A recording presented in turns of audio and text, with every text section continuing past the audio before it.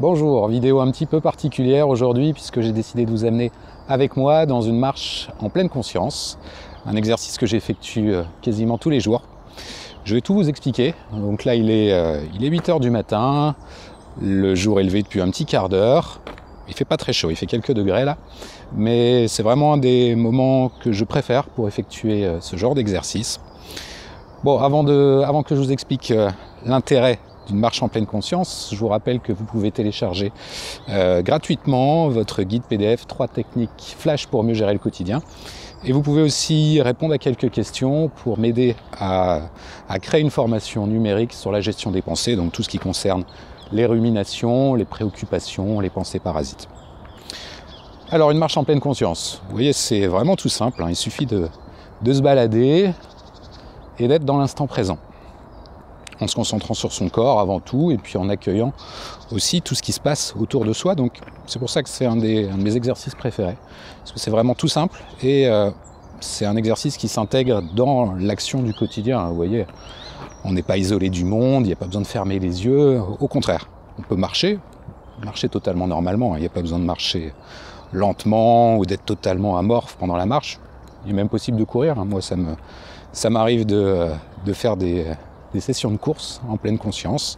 Et donc là je vais vous accompagner, je vais vous donner 2-3 petits trucs pour que vous puissiez plus facilement vous immerger dans cet exercice. C'est comme dans toutes les pratiques, hein, la difficulté c'est d'être dans la présence, de ne pas se laisser embarquer dans les pensées parasites. Donc voilà, il y a 2-3 petits trucs qui peuvent vous aider. Alors la marche en pleine conscience, contrairement aux marches classiques dans le quotidien, ce qui compte, ce n'est pas la destination. Alors, vous êtes d'accord avec moi, dans le quotidien, quand on marche, c'est pour aller à un endroit particulier. Et la marche en elle-même a finalement assez peu d'importance. Là, non, peu importe la destination, ce qui compte, c'est juste de profiter de ce qui se passe dans le présent. C'est ce que j'essaye de faire là déjà en vous parlant. Hein, vous entendez sûrement aussi d'ailleurs le son des oiseaux qui chantent. Voilà, un support de concentration. Alors cette marche peut s'effectuer à n'importe quel moment de la journée, bien sûr. Moi j'aime tout particulièrement marcher le matin, souvent plus tôt d'ailleurs hein, que 8 h du matin, vers 6 h 30. Alors, il fait encore nuit et souvent c'est en ville, mais j'aime cette sensation de s'éveiller alors que le monde autour de soi est encore endormi. Et d'une manière générale, hein, le fait de pratiquer le matin permet d'amorcer la journée de la meilleure manière qui soit. Alors que classiquement, il est facile de se laisser tout de suite entraîner dans le stress, dans tout ce qu'il faut gérer durant la journée. Le fait de prendre un temps pour soi, ça conditionne vraiment, ça colore le reste de votre journée.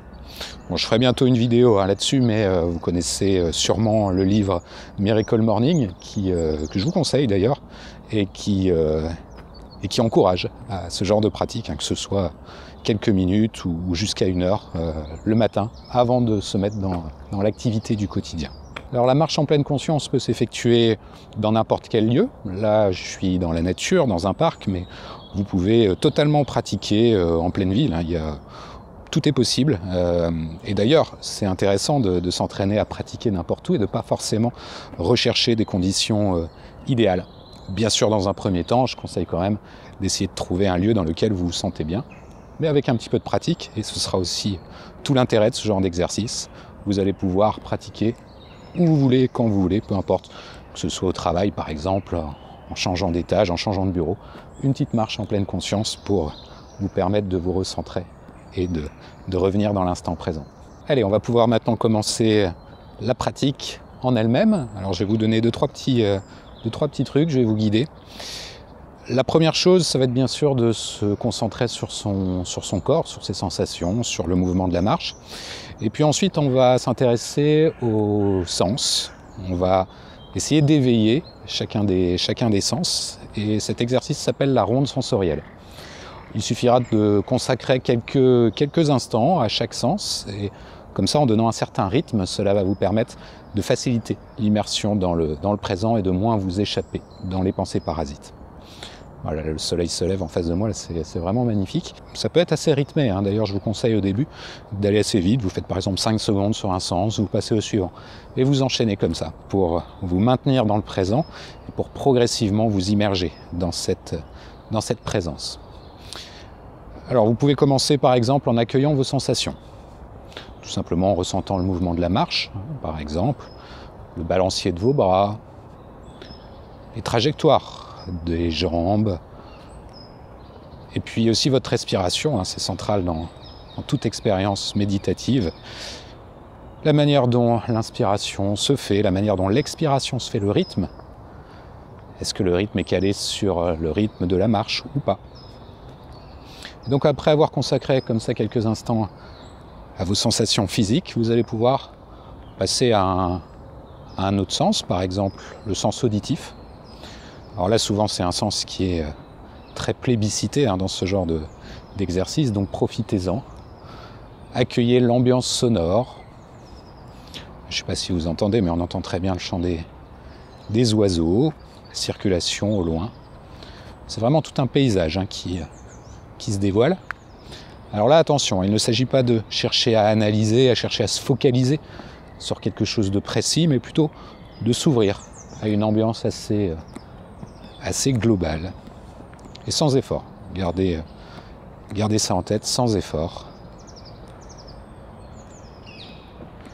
Et puis au bout d'un moment, vous passez à un autre sens, donc ça peut être le sens tactile, tout ce que vous ressentez au niveau de la peau. Et là aussi, en marchant, il y a beaucoup d'informations, notamment le frottement de l'air, au niveau du visage, au niveau des mains. Vous pouvez ouvrir les mains pour sentir le contact de l'air entre les doigts. Si vous voulez, vous pouvez bien sûr passer à côté d'un arbre, de la végétation et sentir la texture de l'écorce, par exemple, sous la peau. Et puis vous continuez, vous passez ensuite à un autre sens, alors le sens olfactif, par exemple. Voilà, les odeurs, les parfums, la texture de l'air, la température, l'humidité. Et on continue, la ronde sensorielle. Alors le sens visuel, bien sûr, là ça tombe bien, on arrive dans un endroit ensoleillé. Vous voyez, il y a vraiment un jeu d'ombre, de lumière.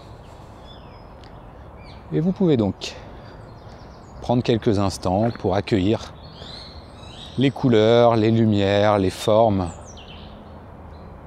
en essayant de percevoir l'espace aussi. Et là aussi, sans se focaliser, toujours cette ouverture. Alors le sens gustatif, bien sûr, est moins stimulé, mais pourquoi pas, Si vous avez une bouteille d'eau avec vous ou un peu de nourriture, vous pouvez prendre quelques instants pour éveiller ce sens, mais même sans manger ou sans boire, le sens peut être présent. N'hésitez pas à respirer un petit peu par la bouche, comme si vous vouliez goûter l'air, par exemple. Et vous continuez, comme ça vous trouvez le rythme qui vous va. Ça peut être quelques secondes sur chaque sens si vous sentez que l'esprit a tendance à s'échapper facilement.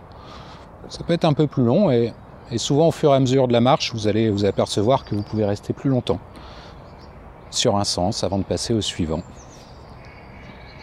Alors ce qui va arriver immanquablement, c'est que vous allez vous échapper à certains moments dans des pensées parasites. C'est totalement normal, ne le vivez pas comme un échec.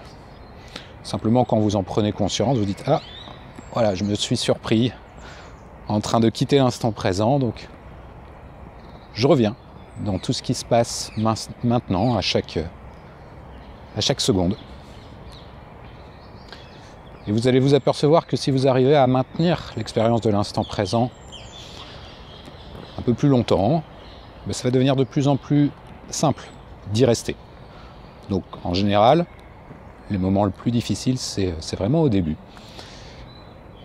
Et puis au bout d'un moment, peut-être que vous allez remarquer que vous restez là, dans le présent, plus facilement.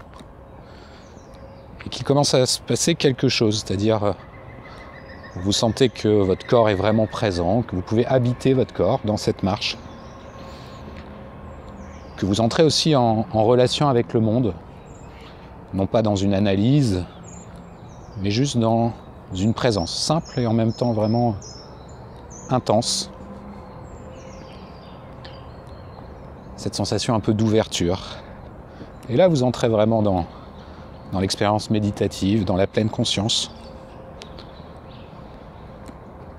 Et vous commencez à prendre du plaisir, à réaliser à quel point cet exercice est un exercice puissant qui permet de vivre cette intensité, pouvoir du moment présent, pour reprendre le titre du livre d'Eckhart Tolle que vous connaissez sûrement. Alors je vous rajoute toutes les références en commentaire. Donc vous voyez, c'est une technique très simple, la ronde sensorielle, le corps, et puis vous enchaînez comme ça les différents sens, la vue, le sens olfactif, le toucher, l'audition. Alors une autre technique que vous pouvez tester, que j'aime beaucoup aussi, et qui s'appelle la marche afghane. Alors la marche afghane, c'est tout simple, vous allez caler le rythme de votre respiration avec le rythme de vos pas. Ce qui va permettre, là aussi, de vous inscrire dans une concentration sur votre corps, sur votre marche, et donc ce qui va permettre d'éviter de quitter l'instant présent en vous laissant embarquer par des pensées. Alors là, tous les rythmes sont possibles. D'ailleurs, je vous conseille vraiment de trouver le rythme dans lequel vous vous sentez bien, un rythme que vous pouvez maintenir sur le long terme sans fatigue, sans avoir à reprendre votre respiration. Néanmoins, un rythme qui est souvent conseillé au début, que vous pouvez tester, c'est le rythme 3-1-3-1. C'est-à-dire 3 pas pour l'inspiration, 1 pas en rétention, 3 pas à nouveau sur l'expiration et 1 pas en rétention. C'est un rythme assez facile à tenir, mais sentez-vous libre d'adapter. Ça peut être 4-1-4-1 si vous souhaitez ralentir. Si vous pouvez même enlever les temps de pause, si vous n'êtes pas à l'aise avec ça, ça peut être 3-0, 3-0, ou simplement de faire un temps de pause après l'expiration. Voilà, tout est possible. C'est pas ça qui compte. Ce qui compte, c'est d'être dans le présent, encore une fois, et de relier votre respiration à votre marche. Voilà, testez les deux. Vous pouvez les assembler. Vous pouvez faire un peu de marche afghane pour commencer, quelques minutes, ensuite une ronde sensorielle, à nouveau une marche afghane. Et puis au bout d'un moment, vous n'aurez plus besoin en fait de technique. Vous pourrez juste rester là, à vivre ce qui se passe. Une expérience qui peut vraiment devenir intense. Je vous parlais tout à l'heure d'une forme de puissance, de force dans l'expérience.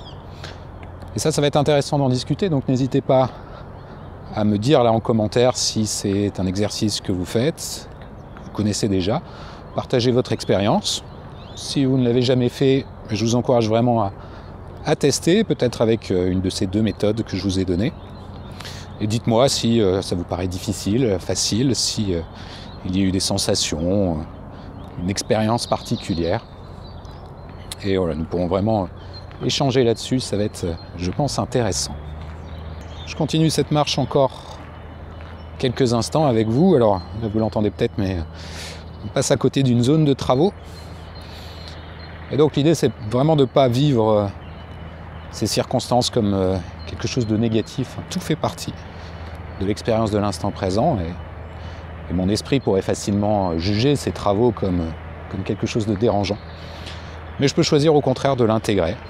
Et voilà, il y a des sons, des nouvelles vibrations sonores.